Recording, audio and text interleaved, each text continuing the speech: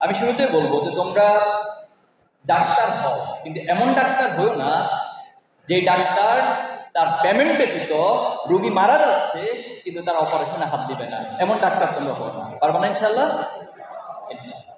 SSC দাখিল ও সমমান পরীক্ষায় জিপিএ-5 প্রাপ্ত শিক্ষার্থীদের সংবর্ধনা দিয়েছেন বাংলাদেশ ইসলামী ছাত্র শিবির চট্টগ্রাম মহানগর উত্তর শাখা। কৃতিত্বের সাথে সবচেয়ে ভালো রেজাল্ট করেছে। এই রেজাল্ট করতে গিয়ে নিঃসন্দেহে তুমি স্বপ্ন এঁকেছ, একটা স্বপ্ন দেখতা যে আমি এসএসসি দাখিলে A+ পাবো। সেটার জন্য তুমি ক্লাস করেছ, অনেক কষ্ট করে পড়াশোনা করেছ, রাত জেগে জেগে পড়াশোনা করেছে। এমনও হয়তো তোমার অনেক রাত গিয়েছে যে রাতে তোমার ঘুমের কারণে তুমি পড়ে যাচ্ছ, কিন্তু তোমার মাথায় এটা সেট আছে আমি যদি এই পড়াটা এখন শেষ না করি তাহলে আমার কাঙ্ক্ষিত রেজাল্টটা হবে না। এমন অনেক রাত তুমি কাটিয়েছ। রবিবার 10ই আগস্ট সকাল 9 ঘটিকায় নগরীর দ্য কিং অব চিটাগং ক্লাবে এই সংবর্ধনা অনুষ্ঠান আয়োজন করা হয়। আমি এখানে যারা আছে তাদেরকে বলবো, সন্ধ্যার পরে শিক্ষা সংক্রান্ত কাজ ছাড়া অন্য কোনো কাজে আমরা বাইরে থাকবো না। এই ওয়াদা কি করতে পারি? এটা কি আমাদের জন্য জরুরি? এটা আমাদের জন্য খুবই জরুরি।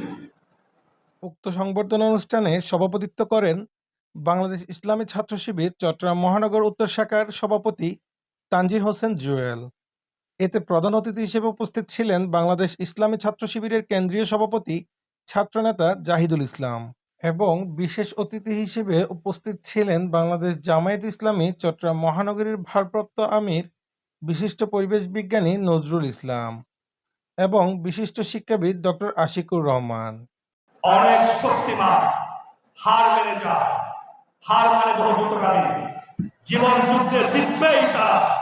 এতে আরও উপস্থিত ছিলেন চট্টগ্রাম বিশ্ববিদ্যালয়ের প্রক্টর তানভীর হায়দার এবং সাবেক ছাত্রনেতা আবু হানিফা নোমান প্রমুখ।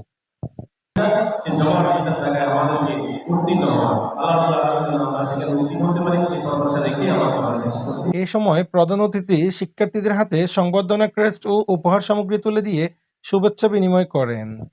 জিপিএ-5 প্রাপ্ত শিক্ষার্থীদের সংবর্ধনা দেওয়ার মাধ্যমে তাদের ভালো ফলাফল উদযাপন এবং তাদের অনুপ্রাণিত করার জন্য বাংলাদেশ ইসলামী ছাত্র শিবির চট্টগ্রাম মহানগর উত্তর শাখা এই আয়োজন করেন।